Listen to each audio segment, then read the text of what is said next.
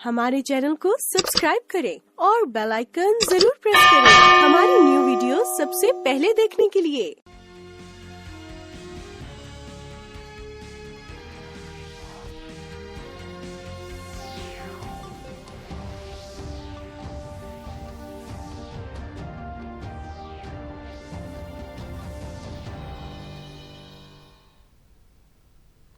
नमस्कार, अरुणाचल समाचार में आपका स्वागत है। मैं हूं सुलोकना सूत्रधर।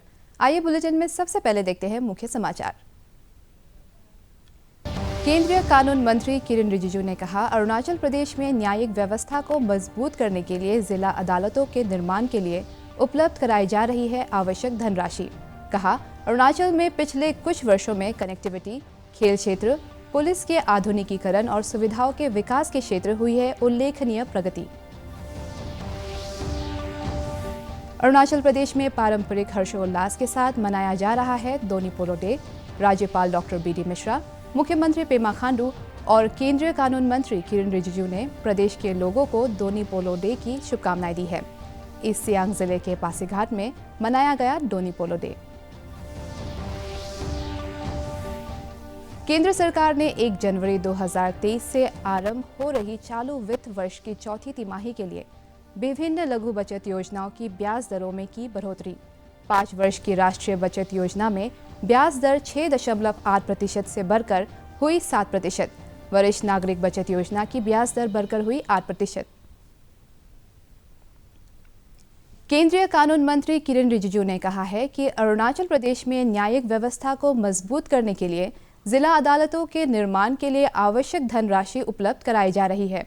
ईटानगर राजधानी क्षेत्र के नाहरलगन में शुक्रवार को संवाददाताओं द्वारा पूछे गए एक सवाल के जवाब में केंद्रीय कानून मंत्री ने कहा कि अरुणाचल में पिछले कुछ वर्षों में कनेक्टिविटी, खेल क्षेत्र, पुलिस के आधुनिकीकरण और सुविधाओं के विकास के क्षेत्र उल्लेखनीय प्रगति हुई है। APPSC पेपर लीक मामले को दुर्भाग्यपूर्ण बताते हुए कहा कि CBI इस मामले की तेजी से जांच कर रही है। लॉ मिनिस्टर होने के नाते अरुणाचल में डिस्ट्रिक्ट कोर्ट्स के लिए खास करके इस बार कुछ पैसा भी इंतज़ाम किया है। वो तुरंत इस बार मार्च महीने तक ये सारा पैसा भी रिलीज़ हो जाएगा। Arunachal Pradesh public service commission में जो भी हुआ है हम लोगों के लिए तो बहुत ये एक दुखद घटना है।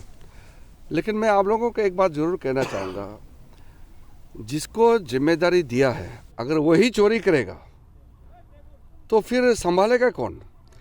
अगर पुलिस ही चोर का काम करेगा, अगर बैंक का मैनेजर ही बैंक का पैसा चोरी करेगा और डिपार्टमेंट में जो ऑफिसर है वही घपला करेगा, तो फिर समाज के लिए बहुत ये चिंता का विषय है।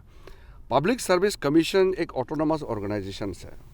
वहाँ पे जो लोग जिम्मेदारी पद पर रहा है उन लोगों को सोचना चाहिए था।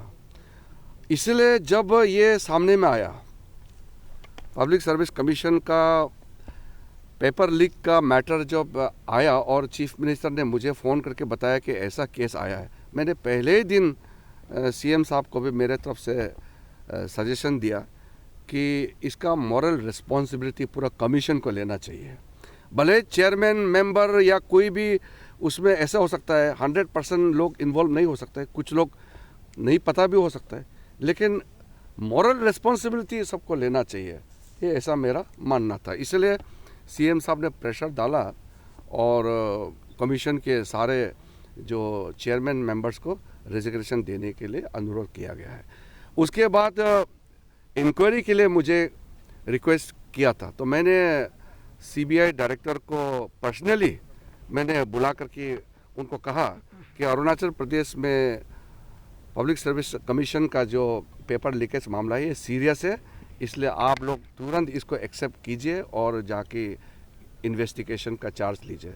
तो CBI भी उसी प्रकार से समय पे यहाँ आया और अभी इन्वेस्टिगेशन चल रहा है। मैं इन्वेस्टिगेशन के बीच में क्या क्या कर रहा है और किस तरीके से करना चाहिए इस पे हस्तक्षेप नहीं करता हूँ, क्योंकि इंडिपेंडेंटली उसको काम करने देना है, उसको इन्फ्लुएंस नहीं करना है। आउटसाइड इन्फ्लुएंस करेंगे तो वो काम नहीं कर पाएगा, इसलिए रूट तक जाना चाहिए उसको। कोई भी जो लोग इसमें इन्वॉल्व है 100% सबके ऊपर कार्रवाई होना चाहिए। राज्य भर में आज दोनी पोलो डे पारंपरिक हर्षोल्लास के साथ मनाया जा रहा है। राज्यपाल डॉक्टर बी.डी. मिश्रा, मुख्यमंत्री पेमा खांडू और केंद्रीय कानून मंत्री किरेन रिजिजू ने प्रदेश के लोगों को दोनी पोलो डे की शुभकामनाएं दी है। ईस्ट सियांग जिले के पासीघाट में आयोजित दोनी पोलो डे उत्सव समारोह में बड़ी संख्या में लोगों ने हिस्सा लिया और एक दूसरे को शुभकामनाएं दी। इस मौके पर जनजातीय सांस्कृतिक टोलियों ने लोक नृत्य प्रस्तुत किया।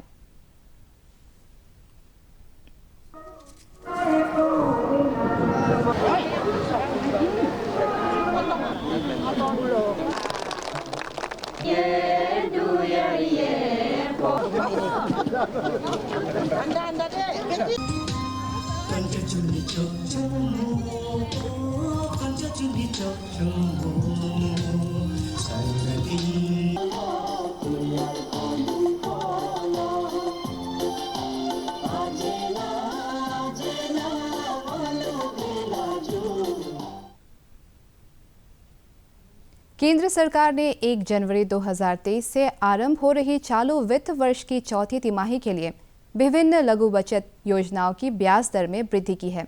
5 वर्ष की राष्ट्रीय बचत योजना में ब्याज दर 6.8% से बढ़ाकर 7% कर दी गई है। केंद्रीय वित्त मंत्रालय ने बताया है कि वरिष्ठ नागरिक बचत योजना की ब्याज दर 7.6% से बढ़कर 8% हो गई है। मासिक आय बचत खाता में ब्याज दर 6.7% से बढ़कर 7.1% हो गई है। किसान विकास पत्र पर ब्याज दर 7.2% होगी और ये 120 महीनों में मैच्योर्ड होगा। 1 वर्ष की अवधि वाली लघु बचत जमा पर ब्याज दर 5.5% से बढ़कर 6.6% होगी। सार्वजनिक भविष्य निधि PPF, सुकन्या समृद्धि योजना और बचत जमा पर ब्याज दर में कोई परिवर्तन नहीं हुआ है। तो विभिन्न लघु बचत योजनाओं में ब्याज दर में बढ़ोतरी की गई है। हालांकि सार्वजनिक भविष्य निधि PPF मुख्यमंत्री पेमा खांडू ने कहा है कि भारत को ड्रोन हब बनाने की PM मोदी के विजन के अनुरूप अरुणाचल प्रदेश में इस कमिंग जिले के सेप्पा से चायांग ताजो के बीच पहला medicine from sky pilot project सफल रहा। मुख्यमंत्री ने अपने एक ट्वीट में बताया है कि सरकार कृषि और आपदा प्रबंधन के क्षेत्र में ड्रोन का उपयोग करने की योजना पर काम कर रही है। नाबार्ड अरुणाचल प्रदेश में कृषि, बागवानी और हस्तशिल्प को बढ़ावा देने और स्थानीय उत्पादों की मार्केटिंग में सहायता के लिए रूरल मार्केट को स्थापित करने में सहायता उपलब्ध करा रही है। नाबार्ड के regional general manager Partho Saha ने क्रा दादी जिले में येरकुम PLF SHG ग्रुप के रूरल मार्केट का उद्घाटन किया। इसकी सहायता से स्थानीय लोगों के लिए रोजगार के अवसर पैदा होंगे और उनकी आय बढ़ाने में मदद मिलेगी। चायांग ताजो से विधायक हायेंग मांगफी ऑल ईस्ट कामेंग जिला छात्र संघ द्वारा सेप्पा चायांग ताजो NEC रोड के निर्माण कार्य में अनियमितता के आरोपों को सिरे से नकारते हुए कहा है कि ये आरोप उनकी छवि को धूमिल करने का प्रयास है। छात्र संघ द्वारा उनके खिलाफ प्राथमिकी दर्ज कराने के बाद शुक्रवार को ईटानगर से संवाददाताओं को संबोधित करते हुए श्री मांगफी ने कहा कि वर्ष 2008 से चायांग ताजो के उस समय के विधायक कामेंग दोलो के समय ये परियोजना शुरू की गई थी। हम लोग डुप्लीकेसी स्कीम को नहीं करने के लिए एक सब हेड लगाया। हेड का बाद सब हेड लगा था। उसमें सिर्फ ये लिखा था कि रेस्टोरेशन वर्क 2017 से 21 तक का रेस्टोरेशन वर्क, लेकिन वो सब हेड का अंदर में कंपोनेंट दिया हुआ है हर चेनेज में। सेप्पा चायांग ताजो रोड में हम उसको एक one of the dreaded disease मानता है which is affecting the development activities of my constituency. जब 19 मार्च को जब फंड रिलीज हुआ उसमें प्लानिंग एंड फाइनेंस डिपार्टमेंट से एक तो ऑर्डर आया, क्योंकि फंड लैप्स होने वाला है, लैप्सेबल फंड है, उसमें क्लियर कट यहाँ में आया वेब ऑफ ऑर्डर एक्ट आया डिपार्टमेंट ऑफ फाइनेंस से गवर्नमेंट का।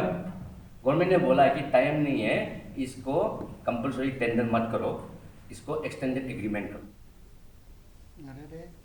सीमा सड़क संगठन BRO प्रोजेक्ट वर्तक के तहत बोमडिला तवांग मार्ग पर सेला टनल के निर्माण का कार्य त्वरित गति से कर रहा है।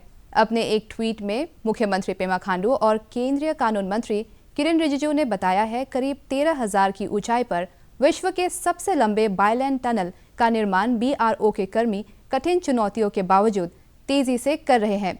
इस टनल का निर्माण कार्य पूरा होने पर सभी मौसम में नागरिकों और सैनिकों की आवाजाही सुनिश्चित होगी। सीमा सड़क संगठन BRO ने भारत तिब्बत सीमा के पास अपर सुबनसिरी जिले के LSC से लगे माजा बॉर्डर पोस्ट तक सड़क का निर्माण कार्य पूरा कर लिया है।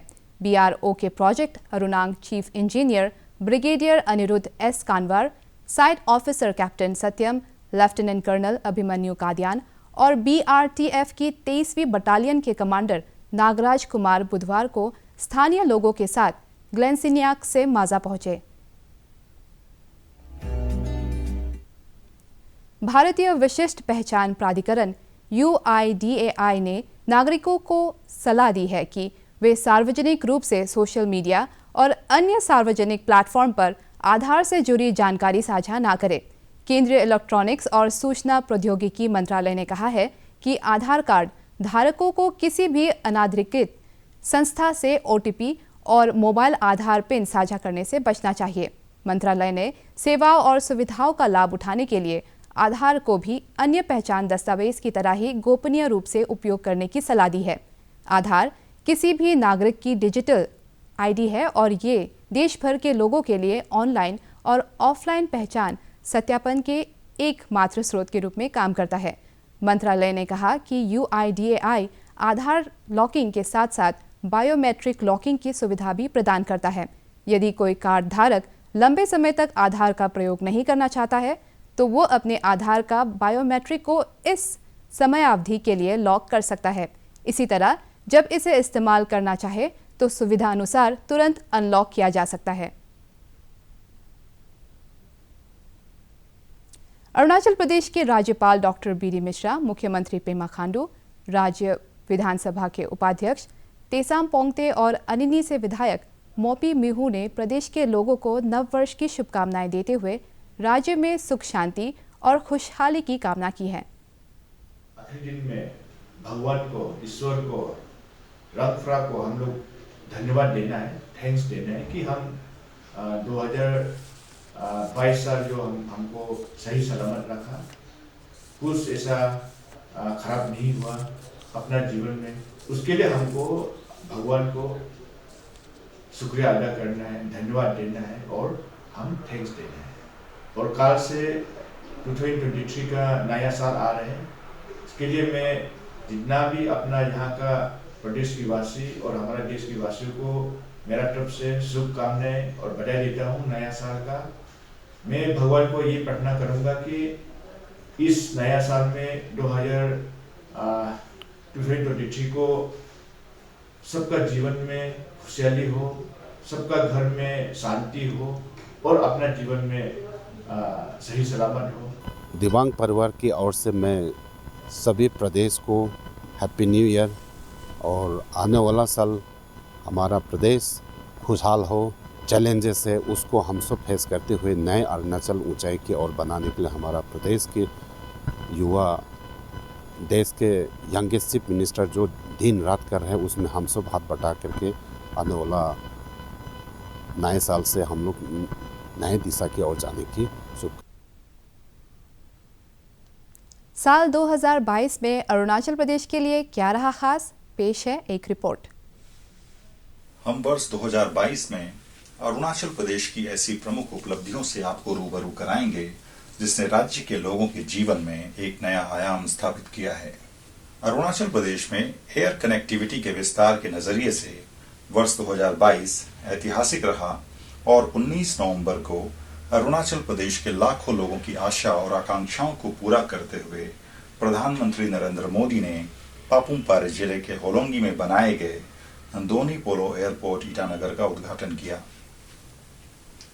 इस एयरपोर्ट से सभी मौसम में विमान सेवाओं के सुचारू संचालन के लिए आधुनिक सुविधाएं उपलब्ध कराई गई हैं। 28 नवंबर से डोमेस्टिक करियर इंडिगो की सेवाएं दोनी पोलो एयरपोर्ट ईटानगर से कोलकाता के लिए शुरू की गई हैं, जबकि फ्लाईबिग एयरलाइंस आगामी 15 जनवरी से ईटानगर से गुवाहाटी के बीच विमान सेवा शुरू करेगी। इस वर्ष उड़ान योजना के तहत पासीघाट से असम के लीलाबाड़ी, डिब्रूगढ़ से तेजू और लीलाबाड़ी से जीरो के बीच भी उड़ान सेवाएं शुरू हुई हैं। वर्ष 2022 में एक तरफ जहां देश की आजादी के 75 वर्ष पूरे होने पर आजादी का अमृत महोत्सव मनाया गया, वहीं 20 जनवरी को अरुणाचल प्रदेश के नामकरण के 50 वर्ष पूरे होने पर गोल्डन जुबली समारोह आयोजित किए गए। 20 फरवरी को अरुणाचल प्रदेश के नामकरण के 50 वर्ष पूरे होने पर गोल्डन जुबली समारोह आयोजित किए गए। करीब 7 दशक से अरुणाचल प्रदेश और असम के बीच जारी सीमा विवाद को सुलझाने की दिशा में वर्ष 2022 में उल्लेखनीय प्रगति हुई और दोनों राज्यों द्वारा 12 रीजनल कमेटियों का गठन किया गया। 15 जुलाई को नामसाई में दोनों राज्यों के मुख्यमंत्री स्तर की बैठक में नामसाई डिक्लेरेशन पर दस्तखत किए गए। 9 दिसंबर को तवांग के यांगत्से क्षेत्र में LAC के पास हुई भारत और चीनी सेना की झड़प का मुद्दा अंतर्राष्ट्रीय स्तर पर सुर्खियों में रहा।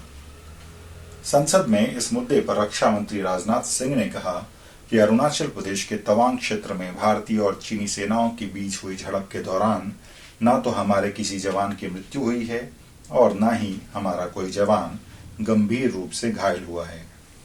Arunachal Pradesh public service commission की AE सिविल परीक्षा के पेपर लीक का मामला इस वर्ष सबसे अधिक सुर्खियों में रहा। छात्र संगठन all Arunachal Pradesh students union और ऑल निशी स्टूडेंट्स यूनियन सहित कई संगठनों ने इस मुद्दे पर विरोध प्रदर्शन किया और CBI जांच की मांग की। अरुणाचल प्रदेश सरकार ने APPSC की AE सिविल परीक्षा को रद्द करते हुए आयोग के सभी अधिकारियों को पद से हटा दिया और केंद्र से मामले की CBI जांच की सिफारिश की। कैबिनेट ने आर्टिकल 317 के प्रावधानों के तहत APPSC के चारों सदस्यों को हटाने के लिए जरूरी प्रक्रिया की सिफारिश की। इस मामले में अब तक 30 से अधिक आरोपी गिरफ्तार किए जा चुके हैं। इस वर्ष स्वास्थ्य क्षेत्र में ड्रोन तकनीक का इस्तेमाल सुदूर इलाकों में समय पर मेडिसिन पहुंचाने के लिए किया गया। अगस्त महीने में मुख्यमंत्री पेमा खांडू ने ईस्ट कामेंग जिले के सेप्पा से चायांग ताजो के बीच ड्रोन आधारित health care service medicine from the sky project का वर्चुअल माध्यम से शुभारंभ किया। इसका उद्देश्य ईस्ट कामेंग जिले के सुदूर इलाकों में मेडिसिन, वैक्सीन, पोषक आहार के साथ ही ड्रोन तकनीक से इमरजेंसी मेडिकेशन और डायग्नोस्टिक जैसी हेल्थ केयर सर्विसेज पहुंचाना है।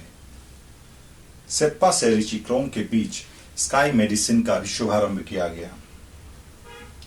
मेडिसिन फ्रॉम द स्काई पहल के तहत लोअर दिबांग वैली जिले में भी ड्रोन के जरिए सुदूर इलाके में दवा पहुंचाने में सफलता प्राप्त हुई। लोअर दिबांग वैली के पारबुक सर्किल में कांगकोंग से पगलम सर्किल के पगलम गांव तक प्रयोग के तौर पर मवेशियों के लिए वैक्सीन पहुंचाई गई। प्रायोगिक तौर पर की गई यह पहल काफी कामयाब होती दिख रही है।